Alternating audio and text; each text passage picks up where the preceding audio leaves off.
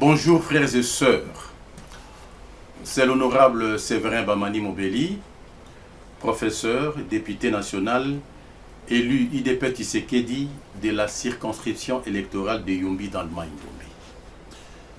J'ai suivi les envolées oratoires au sein de l'Assemblée provinciale du Mai-Ndombe, mais également des déclarations faites dans les médias de la place. En ma qualité de fils du Mai-Ndombe et d'élu national, je voudrais en appeler au calme et à la sérénité.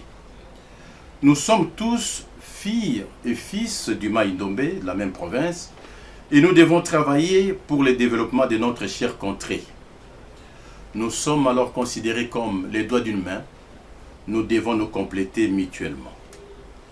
Ainsi, nos propos doivent faire preuve de beaucoup de retenue, de sagesse et surtout de clairvoyance. Nous devons éviter un discours clivant, un discours sectoriel et surtout un discours séparatiste. Mais ce qui est malheureux, c'est que ce genre de discours sont plutôt tenus par ceux qui voulaient prétendre diriger la province. On ne peut pas diriger la province, une entité, une unité dans sa diversité, avec un discours d'exclusion.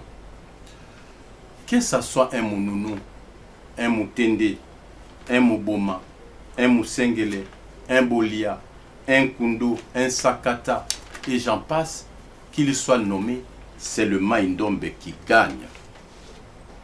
La tribune de l'Assemblée nationale ou celle de l'Assemblée provinciale ne peut jamais alors nullement se transformer en une cour de règlement des conflits ethniques ou fonciers. D'ailleurs, une terre n'appartient pas à une tribu, et ça nous le savons. La terre appartient à des clans.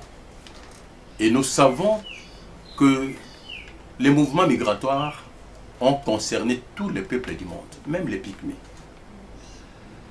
Au demeurant, si on avait besoin d'éclaircissement, les historiens, les linguistes, les ethnologues, les anthropologues et autres pouvaient nous clarifier, mais dans un cadre beaucoup plus approprié. De ce qui précède, nous voulons attirer l'attention de l'honorable président de l'Assemblée provinciale et de son Excellence Monsieur le gouverneur de province du Mai-Ndombe que ce genre de dérapage qui risque de remuer le couteau dans la plaie doit être recadré. Le territoire de Yumbi, par exemple, c'est un territoire post-conflit qui cherche à cicatriser ses plaies. Certains discours sont absolument à proscrire.